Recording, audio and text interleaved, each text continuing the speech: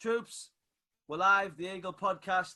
Again, Thursday, I'm joined by another very special guest, Queen of the Eagles, Victoria Marshall. Victoria, how are you doing? Hello, I'm good, thank you. How are you? I'm brilliant. Thanks very much for coming on. You're a very interesting person, and I first got to hear about you from a mutual friend of ours, Mr. Tom Cockrell. And I've sort of, we've got to know each other and become friends. And very, very interested in what you do, because you've changed from living for the weekend and living from Fridays and living for Fridays to sort of every day's Friday. And you, what's the best way to put it? You work for Arbonne, or you're a representation of them? What's the best sort of format? So basically, I am an independent consultant. So it's my own business, which I set up 7 years ago now. Wow. So just to give you a little bit of a background of like where I've come from. So 7 years ago, I was a very, very busy mummy, very stressed out, literally had no work-life balance. Used to work at an accountancy firm, one of the top 4 accountancy firms in the world, and worked my way up the corporate ladder, and got to a bit of a crossroads in my life where I was like, there's got to be more to life than this. Like, seriously, I was literally, from the moment I got in there to the minute I left, I was literally on countdown for the weekend, living for that 2-week summer holiday every single year.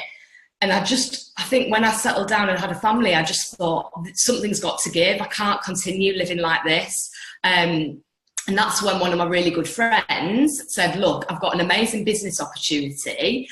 Why don't you take a look at it? And at the time, because I was so busy, I was like, why the hell is she asking me to take a look at a business when I'm already really like stretched? But because I was at that crossroads in my life, I was really open-minded. So I was just like, right, I'm willing to take a look at anything, basically. Yeah, fair enough. And for those who don't know, what is it that you do, and sort of how does it generate income and that sort of stuff, for those who don't know what it is that you do? So basically, what my business is, it's kind of, there's 2 sides to it. On one side, it's educating people about better, purer, safer products that people use every single day. So household products, personal care products, we all shower, we all wash our hair, we all, do, to use some sort of product every single day. And it's about turning that from an expense into an income stream. Right, okay. So I basically show people how they can create a residual income stream from basically money that they're spending every single month on product. Right. It sounds interesting. And where does this company, where they're from? Where's sort of home for them, or is it obviously a global brand, I take it? So basically, Arbonne's a 39-year-old company, so for a very, very long time, but it's only been in the UK for about 10 years. Right. The main reason that people won't have heard about Arbonne is we're not sold on the high street, and we don't pay for any advertising. So the only way you'll ever hear about it is if somebody tells you about it. Right. So it's basically a word of mouth recommendation, which, as we know in business, is it's absolute genius, because we all trust our friends and family. And it's basically that the way that we buy now, the way that we consume, is based on product reviews, recommendations. We buy on Amazon, we're looking at product reviews before we buy. Anything really, we buy with a recommendation now. So the way that people are purchasing things has just completely changed. I think as consumers, we're a lot more savvy in that we don't look at advertisements and think, oh my God, I must buy that product because that celebrity is endorsing it, because we know that they're being paid millions of pounds basically to recommend a product that they're not even using themselves. That's a great point. I'm going to openly say this. I don't dislike Love Island. I think it's quite an entertaining program. If you take it for what it is, which is sort of blind date on cocaine. Do you know what I mean? Like that's Love a bit of Love Island. that's sort of what it is. But all of those people go on that show with alternate sort of reality of what they're trying to do, and they're not trying to find love. What they're trying to do is they're trying to find wealth, and there's nothing wrong with that. But you're right in what you said. I wouldn't buy boots, you know, because so and so wore them, and I don't know how much longer that sort of advertising's got left. Do you know what I mean? Because I think people are wising up to it. Do you know what I mean? And when I see people on Instagram heavily trying to sell stuff all the time, I'm just like, not interested. Do you know what I'm saying? And yeah, totally. It's definitely, maybe it was a strategy a few years ago, but I think now, you know, everyone's a star now apparently with no talent, and I don't think it works. Why is it they chose to go down the route of no advertising? They're not advertising on social media, or no sort of branding like that? Basically, I am my own brand. So when I became a consultant, my job was basically to be the shop front of Arbonne. I don't have a shop, I don't have any employees, it's an online business. Yeah. But I use all of the products because they're the best products that I've ever used. Right. So naturally, I'm very passionate about them because I use them every day. My family uses them every day. Literally, if you cut me in half, you would squeeze Arbonne out. Like, I literally won't use anything else. I don't actually sell a lot of product. Right. And this is the biggest misconception about this type of business. Most people think that I'm going out selling lots of different products to hundreds and thousands of people, which I'm not. Basically, which is called social marketing, I'm creating a network of loyal consumers, a small amount of product, and sharing a small amount of product with people that they come into contact with. So it's not about me going out and selling loads of products. I'm just actually saying to people, I use these products, I think they're amazing. I can show you how to either purchase those products for yourself, or I can show you how to make an income from using these products. And where is I've seen your tribe, and where do they reach from and where do they reach to? Who have you got? UK, Europe? I've seen someone New Zealand. Have you got quite a big gathering? Obviously in the UK, so the majority of my team is in the UK because that's where sort of my network is. But I've also got my business is also in New Zealand, it's in Australia, and it's in America. And that's not because obviously I've not even been to those countries. Yeah. It's just that social media technology has made the world such a smaller place. So you can actually reach out to somebody on social media, or someone, you know, that's watching you on social media. You can then have a conversation with them on Zoom, on Skype, on FaceTime, yeah, and share the information with them. And that's how my business has grown globally, if you like.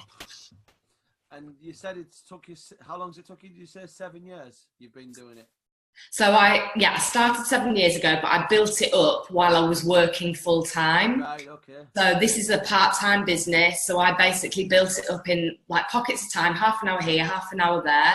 Yeah. And after I'd been in the business for just over 3 years, I had basically replaced a full-time corporate salary, but only doing 5 to 10 hours a week. So that's when I actually retired from my job. Right.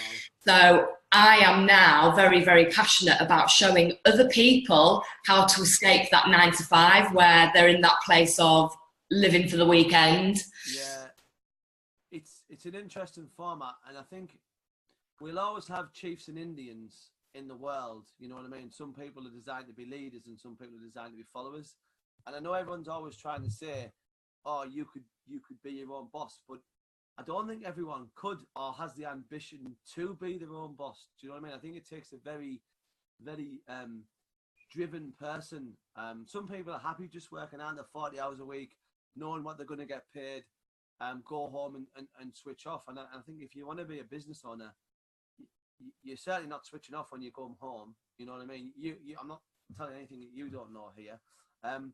So how did you slow the accountancy side down and just let revenue sort of match and take over, and then it got to a point where you're like, yeah, I don't need to be doing that anymore now? Is that how you did it?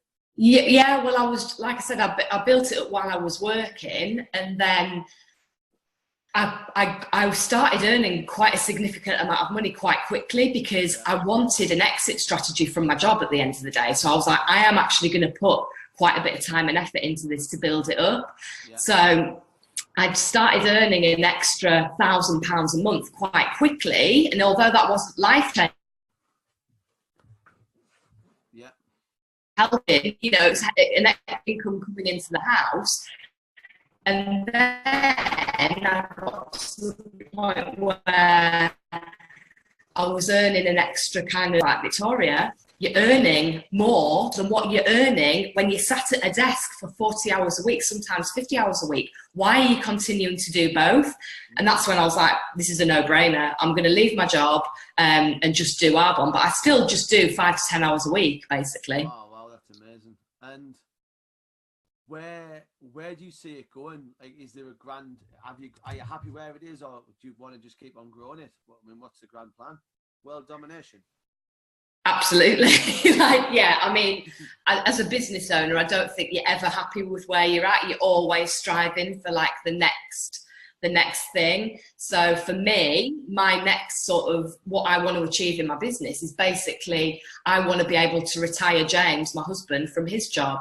Wow. So that's what my goal within the next year. That is my goal, to create that within Arbonne. But my biggest goal really is to help as many people as I can get to the same point that I'm at in the business, because that's where you start and have choices. That's where you start and have, you know, that income that is exceeding a full-time salary, where you can decide what you want to do every day, who you do it with, where you spend your time. Like that, for me, I'm most passionate about showing other people how to do the same.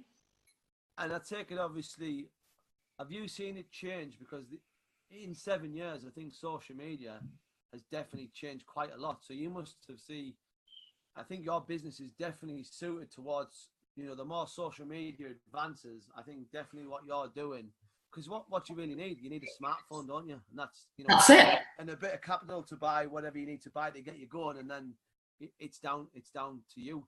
Have you got a website? I don't know if I've ever been on your website. Yes, I do have a website. Oh, okay. Right, well, we'll talk about that. We'll talk about that later. People who don't sort of know, I think fundamentally, a really visible presence on social media and a strong website are two musts, aren't they, in business? If you didn't know that. Well, actually, it's slightly different, I would say, in my type of business, because actually, I mean, the website is important for sure. Yeah. But I don't tend to give out my website that often, if I'm honest. Right. A lot of it is really social media. Right. Well, that'll torpedo that then. But I like to keep you on your toes. Maybe. I think websites are going to change, especially with Google AdWords and stuff like that.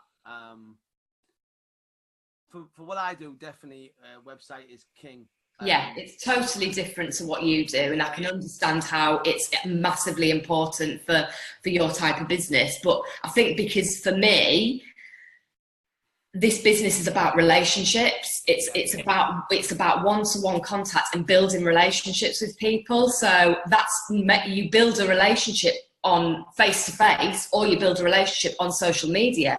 You don't really build a relationship via a website, for me. Oh, true. No, definitely. And sort of as well, someone put like a great analogy to me this week about why you shouldn't try and sell products or events or whatever on social media, because it's the same thing as when you're walking down the high street. Remember when you used to do that? And someone will say, like, someone will stop you and say, "Are you interested in this?" And the person asked me, "How many times have you ever said, yeah, I'm actually interested in that. Would you like 50 quid now?" And I was like, "I've never done that." And he went, "Yeah." And it's the same principle. If someone's on social media, the last thing they want to be doing is confronted with, even if it's the greatest thing in the world, they're like, I wasn't looking for this, so why am I seeing it? And straight away, then instantly they've just dismissed you and gone, they have the power to say, "No, I'm not interested." And then he said, then you're asking for a financial commitment from them. They don't know you from toffee. So 9 times out of 10, you know, it doesn't work. And I thought, wow, yeah, that's a really good way of putting it. And it's made me change how I do things. And do you spend any time in sort of social media, as in trying to boost posts or advertise, or no? No, I mean, again, for me, social media, it's a platform to build relationships. That's what I use it for. I don't hammer product on there. You know, it's all more about lifestyle and how the products kind of fit into my life. And then, but it's very much a platform to build relationships. So I actually really agree with that analogy. Yeah, no, it's made me rethink. I didn't do it massively. No. I certainly, and I think everyone when they first get into business does it, because Facebook is very clever, because it wants your money off you, and it says this post can be seen by 20,000 people for 30 quid, and you think, oh well, I'd definitely be able to get me 30 quid back. And I just wonder how many people have got the 30 quid back. And I bet you, yeah, exactly. I bet it's not a massive return, but you're right. You and I see what you do on Instagram. You're very good at it. It's more about what the product does for you, and then I think naturally people will say, "Oh well," and then they come to you, don't they? And they say, "Oh, I've seen this. Where do I get it from?" And I think that's, instead of you saying, "Do you want to buy it?" they're coming to you saying, "I'd like to buy it." Yeah, definitely. That's really interesting. And good luck to James. I bet you can't wait. He's looking forward to getting his golf clubs out, that's for sure. I bet he is. So I said at the start of the show, we met through a few mutual friends. Yes. Tom, obviously, we can't go into too much detail about it, but you did a course that Tom runs called Make or Break. I did indeed. Let's talk a little bit about that, and for the people who don't know, the benefits and what you personally, obviously, you know, you're successful, you're driven, and some people might look at it and say, well, why would I need that course? What personally did you get out of it, and what it enabled you to do from that course? Personally, I think it doesn't matter where you are in business, what you're doing, you absolutely need to go on this course. That's how passionate I am about it, because my husband did it first of all, so James did it first. And I kind of talked him into doing it, because I've spoken to Tom, so I had a bit of a gist of what it was going to be about, and I was like, he would absolutely get so much from it. So he did it, came back, and literally the change that I saw in him was ridiculous. Like, he was a completely different person, more positive, just more driven, just a different attitude of nothing's going to get in my way. Like, literally, he was just on fire. So I was like, oh my God, I absolutely need to do this, because I'm all for personal development, pushing yourself out your comfort zone. It doesn't matter where you are in your business or life or whatever, nothing good happens in your comfort zone. You've got to push yourself. And especially this year for me has just been about literally doing everything that I can to push myself in different aspects. You're 100% speaking my language. We have become a nation of whingers and wanters, and entitlement is just taken over. And you're completely right. I'm a massive fan of personal development, and personal development doesn't happen in a comfy place with the central heating on, drinking a latte with 5G. Absolutely. 5G, that's not where personal development happens. That's not where accountability comes home. You only find out who you are at the very edge of where you say, yeah, I'm done. Do you know what I mean? And then you find out, no, I'm not done, because I've got another 5 10% in the tank, which I didn't realize I had. And I'm now in a situation that's forcing me to say, well, we can't just call it a day because we have to go on. And yeah, that's definitely the right mindset to have. So you did the course. Obviously, you were quotes. Yeah. My favourite quote ever is, Yeah. "Don't wish it was easier, wish you were better." And that literally is what I live by, because there's so many people that are just like, oh, if only this had gone my way, or like that, you say, that whinging mindset and, you know, entitlement. Don't wish it was easier, just wish you were better. Like, make yourself better. Absolutely. Yeah. There's too many people who are unprepared to suffer. And if you're not prepared to suffer, then you're not prepared to win. Because no one's ever won and gone, oh, that was really easy. You know, speak to any successful businessman or woman and say, they're not going to turn around and say, do you know what? It was actually one of the easiest things I've ever done. I just woke up one day and checked my bank and I had 50 million. And I thought, oh, that was easy. But this is what people sort of misunderstand. You know what I mean? Like, and one thing that gets me is everyone's got a story, hasn't it? Everyone's got a story. And until you're prepared to turn around and say, do you know what? I'm just bullshitting. So I'll tell you what I'm going to do. I'm going to stop telling that story and I'm just going to put some work in. And that's how you succeed. And I wish people would just, you know, get on message and find what it is they want to do and just become the very best at what you do. Do you know what I mean? It doesn't matter if that's a binman, a cleaner, you work in a bar, you work in a betting shop, you work in a coffee shop. Say today, I am going to be the best barista. Do you know what I mean? And own that space and just take it over. So let's talk about how you felt, you know, when you went into the course. How was like your feelings the night before, and how was like, you know, traveling down and, you know, meeting a lot of new people? How was that for you?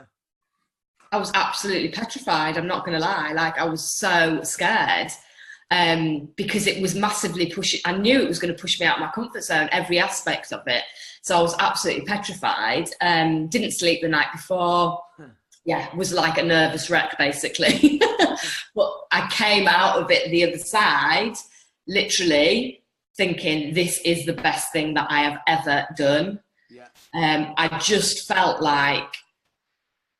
bulletproof. Like, I literally felt like I could take on the world. And I have to say, that feeling hasn't gone. Like, I think with a lot of personal development that you can do, you have that initial kind of inspiration and then that wears off and it's like, oh, okay, don't really feel that much different. But for me, it definitely stayed. And that's what I'd seen with James. It hadn't disappeared. It was still there, which is why I was like, this course is like a game changer. Like, it really is.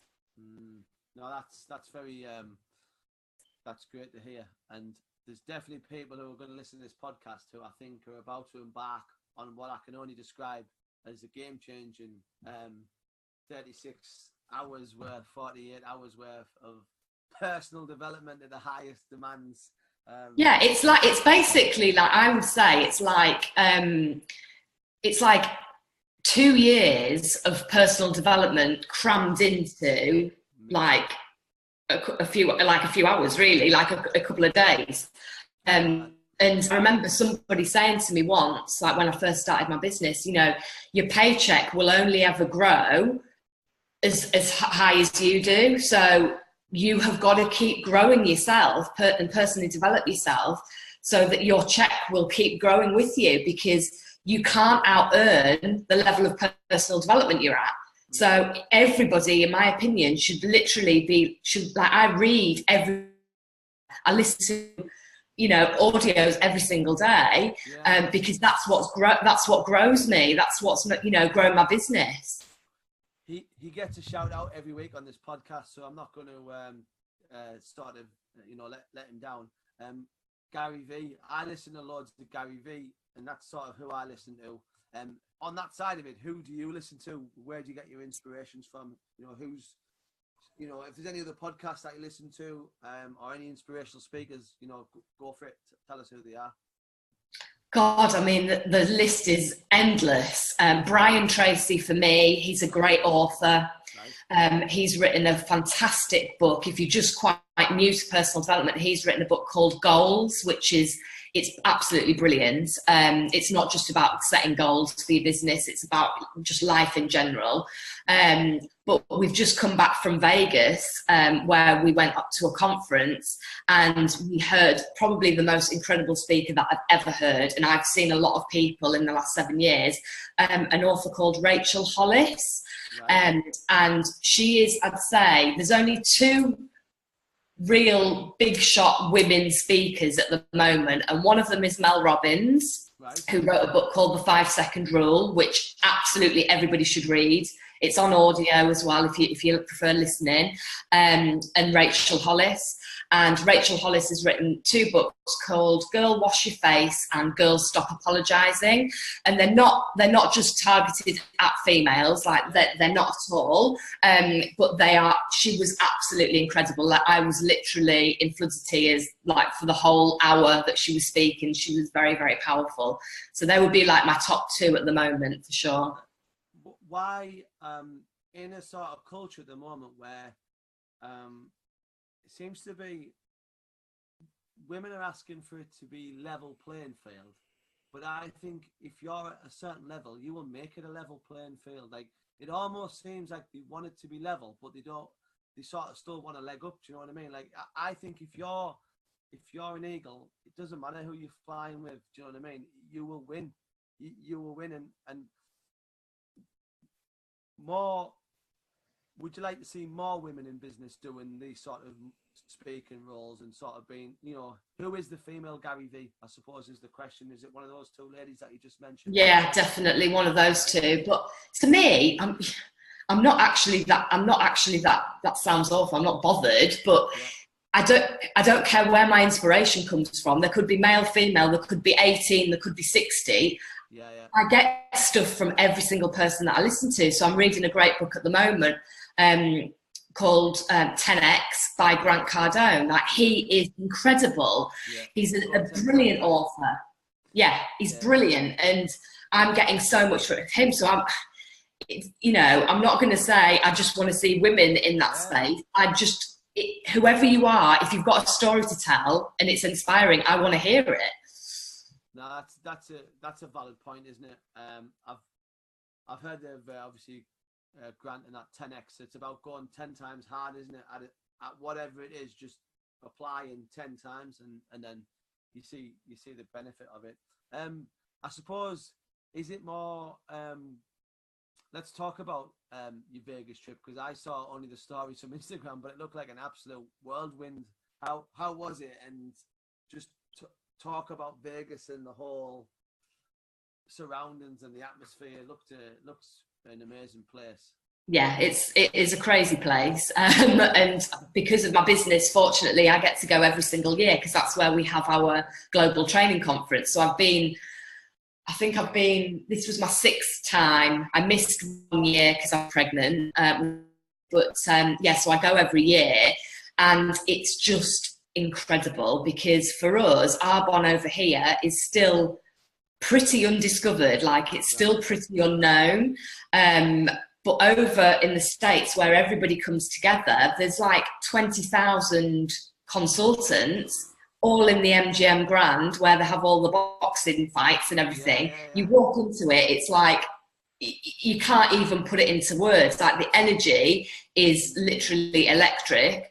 And it's just, for me, again, it's just an investment in myself, in filling me up. And you know, we get to hear great trainers, we get to hear great speakers, and it's just, we call it work. I tell my husband it's work, and it is work, but it's in a great place. So we do have a bit of play as well. And you surround yourself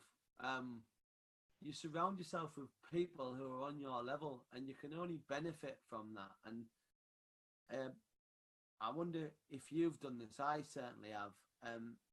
I don't deal with anyone who's negative. Like, anyone who I think's on the pond on double bread, they're gone, because they offer me nothing. Going forward, they offer me nothing. the fact that we used to go out drinking together 10 years ago, that's irrelevant. Do you know what I mean? Yeah. That's done. And as brutal as that may sound, I've tried to surround myself, in certainly in my experience now, I've been in business for a year. I've met so many passionate people. It's like, surround yourself with people who are passionate about business, and you will succeed. And have you gone through that transition of normal job, sort of 50-50, and now you're fully in it? Have you had to sort of say goodbye to a few sort of negative Oh God, yeah. influences? Yeah, 100%. I learned quite quickly that you become the average of the 5 people that you spend the most time with. So you've got to be really careful who you're spending your time with. So for me... Say that again, that's class. So again, that. You become the average of the 5 people that you spend the most time with. Brilliant. So I am now very intentional about who I spend my time with. So I only choose to spend my time with people who are more successful than me, because actually you want to be the least successful person in the room, because that will only bring you up. If you're the most successful person in the room all the time, you're in the wrong room, basically, because what are you learning from that? You're not. You might be helping and inspiring everybody else, but actually, what's inspiring you? You need to get around those people. So yes, have I had to move away from some people, and some of those people might be family members in some ways, which is hard, but sometimes family members are the most negative people when it comes to business and what you're doing, because for me particularly, I was going against the grain of what everyone else was doing. So a lot of people, when I first started this, were like, they laughed at me, they said I would never be successful. They were just really, really negative. And I actually just used that to fuel me. I was like, I'm going to show you. I'm absolutely going to show you 100%. That's a very good point, that, because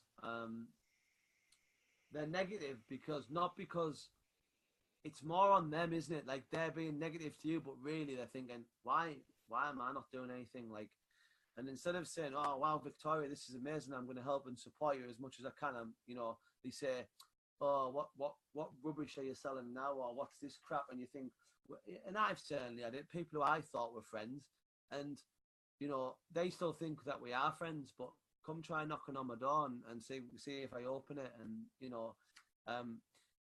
envy and green-eyed monster is something I think we all have to deal with, and it's how you deal with it, isn't it? You know what I mean? Like, there's certainly situations that I've handled badly, and then reflection, that's how you learn and think, if you can learn from your mistake, that's how you get better.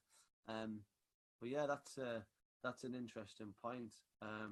And I think, like you said, it's actually just a reflection of where they are. It's not a reflection of you. And I found that really hard at the beginning to deal with, because you think they're being directly negative to you, but actually it's just because they're unhappy with where they're at, but they're actually not willing to do anything about it. Yeah, and again, they can either come with you on the journey and on the adventure, or they can stay on the duck pond. That's their call. Some people, it is what it is, you know what I mean? It is. Some people are unwilling to change.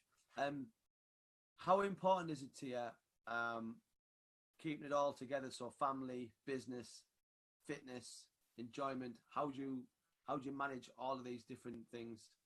Because a fit body is a fit mind, and a fit mind is a fit body. So it all goes together, doesn't it? Totally, yeah. I mean, to me, like, I treat like going to the gym as an appointment with somebody, like a coffee meeting with someone. It's in my diary and it's non-negotiable, because I know how good it makes me feel, and what a difference it makes to my productivity.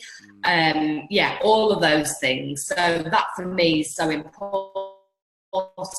And then obviously I've got 2 children as well, so I am juggling a family life as well as running a business, which it's half term this week, so that can be quite challenging, and I've got the children off at home with me. But the brilliant thing around my children, so I do it on an evening when they've gone to bed, and yeah, I basically fit it around them because they are my priority. But when I first started, obviously I was working, I had a family, and I was setting this up. I was literally juggling 100 different things, but I knew it was a short-term sacrifice, if you like, for a long-term gain, and that's where I'm at now. I've got that time now in my life where I don't feel like I'm on that hamster wheel of juggling everything. I have the time to be with my children, and I do an hour of work on an evening, and that's what I do. Yeah, no, that's brilliant. What you said there, if anyone's listening, that is a valuable piece of advice. If in your diary going to the gym is 6 till 7, then you must treat that as important as a new customer or a client or whatever it is, because it's very easy sometimes to say, oh, I'm not going tonight, because then all sit down, bring out your duck whistle, make all the excuses in the world. We've all done it, but I try to get in the gym at least 3 to 4 times a week. And obviously I'm out all the time anyway, but you're right, you've got to make it, you've got to be accountable, and by having something in the diary or a timetable that says tonight at 6 o'clock I'm in the gym for 45 minutes, and then the day, what's 45 minutes in 24 hours? Exactly. Just sleep less. That's get up earlier, get up an hour earlier, do what you need to do. It's yeah, you're right there. It's absolutely that's two great things. I've written them both down there actually. I've just been scribbling there, so that's two things. We're absolutely flying through this. So what I'm going to do now, Victoria, is I'm going to move on to the 5 whats. So the first one is, what's the greatest advice you've been given? Well, I think I've touched on it already. Don't wish it was easier, wish you were better. That to me has basically created my whole last 7 years, because and just developed myself. And I think, it's just personal development has got to go hand in hand with running a business. It has to be a priority. So for me, every day I get up an hour earlier than the children. I do my what I call a miracle morning, which is I do my reading, I do my affirmations, I do my visualization, I do my meditation, and I do my journaling, and that's me then set up for the day. And I'm a massive believer in how you start the day is how you basically run the day. Like if you're waking up with an alarm clock and kind of scrabbling out of bread, and you're not getting any intention with your day and how you start it, the rest of the day is going to run exactly like that. But if you get up on purpose, and I know you're a massive advocate of this as well, getting up on purpose at a certain time, your whole day then runs very, very differently. 5 a.m. bells is my time, and I don't even need to set an alarm. My body. Same. Yeah. 5 bells. Welcome to the world. Welcome to the new day. I'll do a bit of personal admin. I'll do a bit of this. I'll do a bit of that. And then it's the gym. It's 6 o'clock or 6:15 or 6:30, whenever it is. That's great advice. Great advice. Second, what's on your bucket list? That's either personal or business. So for me, obviously, I've got a global business, so I would actually love to go to those countries. So obviously I've been to America, but I've never been to Australia, never been to New Zealand. So for me, I would absolutely love to go there, take the children and spend some time over there, actually, with my teams, and, having that physical contact rather than always on technology. So that for me is massive. But then also I'm just literally looking for ways to push myself. So like challenges that are going to really, really push me physically, mentally. I'd love to see. Go on. And I'm saying I know a guy about physical challenges. Well, I was going to say, we're currently in discussion, so you know exactly what's on my bucket list. Yeah, I know. But also, yeah, for me, I want my children to see the world, and I want them to experience different cultures, different countries. So that's a massive thing for me. You know, I've got a global business. I'm very fortunate to have that. So to be able to take the children with me and James while I grow that and, you know, get over there would be absolutely amazing. So they're kind of like, my big things. Amazing. This is always a tough one. So what's your toughest day? Business or personal, whichever one's your preference? So I think probably it wasn't a tough day, it was a tough period of time. Right.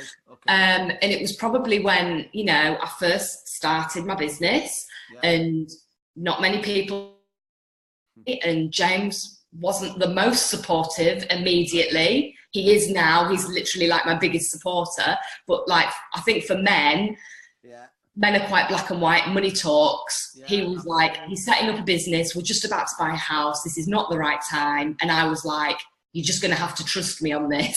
That was difficult because I had a lot of people think that I've gone crazy. Like, why are you doing this?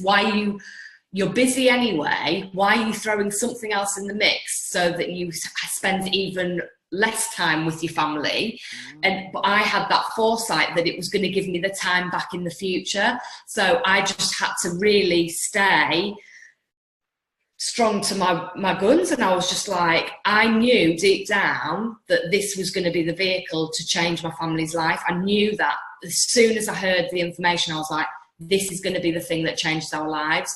But it was difficult when I was getting that negativity from every different which way. So it was just that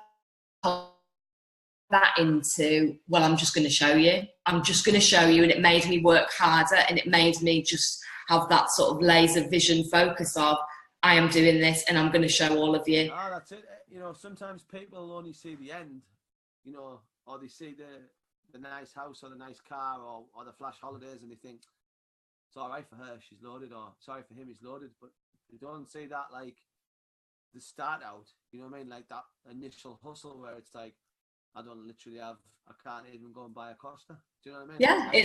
Yeah, it can be, can't it? You know, it's like there's, you know, success. There's no such thing as an overnight success. Literally, there is no such thing as it's. Nobody sees the stuff that goes on behind closed doors. They're getting up at 5 o'clock.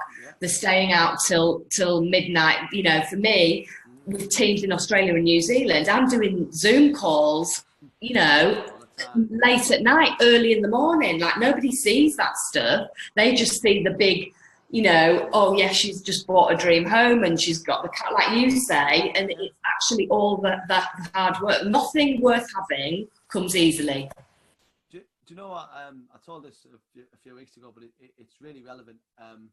I was sort of down Stanford Way, just off the A1, and I pulled into a services, and I was at the costume machine, and a guy had come in, and I'd seen him park this lovely Ferrari, and he come in, and where other people might look at him and think, flash bastard, I just said, awesome car, mate, well done. Whatever it is you do, you're obviously very good at it. I was like, that's an amazing car. And he's like, oh, thanks very much. And like, instead of being jealous towards him, I just said, see that guy there? He's probably put in untold hours to be able to afford something like that, you know. And I just thought, that's what hard work is, isn't it? Do you know what I mean? That's what becoming the master of your craft and the dedication. And personally, like, for me, it wouldn't be a car, but if that is your driver, then that's completely, do you know what I mean? That's whatever your driver is, then go laser focused at it and say, one day I am going to have X, Y, or Z in the car park, and I'm going to have this, and I'm going to have that. And that's, I think that's important, that you've got an end goal of this. Do you know what I mean? Either it's reputation, financial, bit of both, happiness, work-life balance, whatever it is, the drive, what have you drive. Moving on, number 4, what's your happiest day? Now, obviously, you're a family woman, you've got kids, so obviously, kids is always the lock, stock, and barrel. But is there someone who you maybe, I don't know, mentored, or is there something that's happened where you've been really proud for another? What would be your happiest day? I mean, the whole thing about my business is that you're helping other people become successful. So I mentor people, I coach people to be successful like me. So one of my very, very good friends, well, she's my best friend. She's been my best friend for 25 years. She was one of the first people to join my business. What's her name? Pardon? What's her name? Emma Harrison. So shout out to Emma Harrison. Yeah. So she basically was one of the first people that joined me in my business. So we're best friends, we're business partners, which is amazing. And basically she is a specialist speech and language therapist for children with special needs, and that kind of thing. So she's very, very passionate about her day job, but the NHS is not a great place to be. So basically she wanted to start her Arbonne business so that she could basically learn the business skills and have the capital to set up her own speech and language therapist privately. Yeah. And that is basically what she is doing at the moment. So for me, I am so proud that this business has actually given her the money and the time to be able to do that, because what she's so passionate about helping children and she loves what she does. So again, it's just been that vehicle to help to enable her to get to that point, which is just, yeah, it's amazing. Fair play. The final what's next in the Marshall Empire? Well, yeah, apart from world domination, like you said, yeah, obviously, for me, it's to promote to the next level in my business, which I'm on the way. I'm well on my way to it, so that's really exciting. But for me, what that means is helping hundreds more people get to the point where I'm at, where they're financially free, they can walk away from a corporate job if they want to, they've got more time with their children. And yeah, I want to retire, James, because at the minute it's great because I get to have all the time in the world with the children, but unfortunately he doesn't. No, that's a very, very noble and very good thing. It's he, like most parents or most dads, he has to leave the house before they're up. Sometimes he's home when they come, when he's in bed, they're in bed when he comes home, and he doesn't get to go to all the assemblies and stuff. So yeah, so they're my big goals for my business. So yeah, watch out, world. Yeah, absolutely. Brilliant. Victoria, we've absolutely flown through it. We're just coming up to 48 minutes. So thanks very much for your time. And I hope, I hope out there in podcast world, there'll be someone who's listening to this who's sort of teetering on the idea of starting a business. And I hope you've took some, there's been some really good things put out there tonight and something you can definitely get a hold of and think, you know what, I'm going all in. It's time to leave the nest and take that gamble. So Victoria, thanks very much. Oh, sorry, before you go, where can people find you? Links, social media, plug yourself to death. So I'm on Instagram, and I have to say that is my favourite social media platform. I love it. I think it's amazing. So I'm on Instagram. Actually, I don't even know what my Instagram thing is. Hang on. That's so funny. So it's Victoria_Marshall79. That's my Instagram, and I'm on Facebook, Victoria Marshall. But this, my business is me. That's why I don't have another name for it, because I am my own brand. Brilliant. But yeah. Website? It's www.victoriamarshall.arbonne. And yeah, but like I said, you're better off finding me on social media. Brilliant. Troops, that brings us to the end of another epic podcast. I hope you've enjoyed it. Victoria's definitely give me some things to think about, some notes that I've made. Victoria, thanks very much for your time, and wish you a good night. Thank you for having me. I'll catch you on next week's show, where we've got another eagle coming on. Keep you posted. Good night.